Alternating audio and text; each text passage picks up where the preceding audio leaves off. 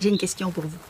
Si on vous avait demandé à l'aube de votre vie d'adulte de choisir le type de vie dans lequel vous voulez vous engager, qu'est-ce que vous pensez que vous auriez choisi entre une vie sans obstacles, sans épreuves, une vie qui se déroule comme un tapis rouge dans toutes les sphères de votre vie, que ce soit au niveau financier, au niveau familial, au niveau professionnel, au niveau santé, etc. Et puis d'un autre côté, une vie dans laquelle une série d'épreuves vous serait proposée. Qu'est-ce que vous pensez que vous auriez choisi? Mais j'ai envie de vous proposer un autre regard sur l'épreuve. En Amazonie, du côté du Brésil, à 13 ans, les enfants sont pris en charge par leurs aînés. Et pendant une période, ils sont soumis à certaines épreuves. Je vous en cite une par exemple, c'est l'épreuve de la douleur de la main. Pendant 10 minutes, ils doivent vivre et accepter une douleur intense au niveau de la main. Et c'est une épreuve qui sera répétée plusieurs fois pendant toute cette période de passage. Bien sûr, le but ici, ce n'est pas de leur faire mal. Mais le but ici, c'est de leur proposer de poser un autre regard sur eux.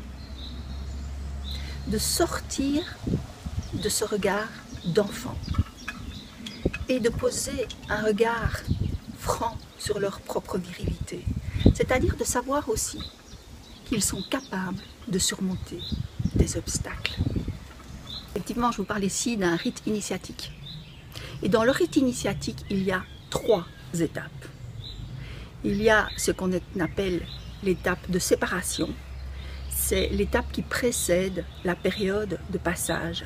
Et l'étape de séparation, c'est le moment où on extrait la personne qui va vivre le rite de sa situation de base. Et puis, il y a une deuxième étape qui est l'étape de gestation, dans laquelle elle est soumise effectivement à toute une série d'épreuves personnelles, bien souvent et essentiellement des épreuves intérieures qu'elle doit traverser, pour arriver à la 3e étape, qui est l'étape de la réintégration, c'est-à-dire la remise de la personne dans son environnement, mais avec un statut différent.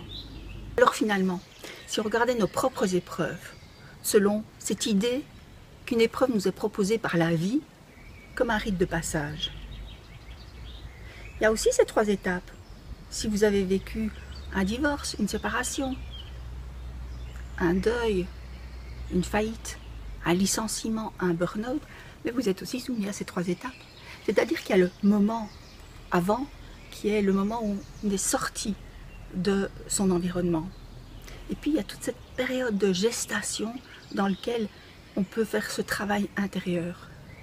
Et puis ensuite, il y a la période de réintégration qui est on reprend le cours de sa vie, mais plus de la même manière. Alors nous, est-ce que nous sommes formés à entendre et à comprendre les épreuves de la vie? Probablement pas. Parce que si nous l'étions, nous comprendrions qu'une crise, ça doit se traverser avec conscience. Ça doit se traverser avec conscience pour pouvoir changer de regard sur soi. On ne peut pas sortir d'une crise comme on y est rentré.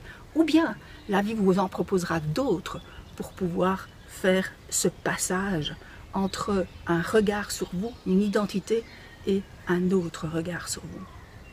Parce que la question qui nous vient souvent quand on est en plein épreuve, on se demande mais pourquoi? La question est bonne, mais elle devrait se formuler de cette manière. Pourquoi? Qu'est-ce qui m'est demandé maintenant par la vie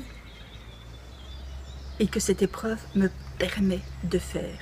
En d'autres termes, quel est le sens? Alors peut-être que vous vous posez cette question.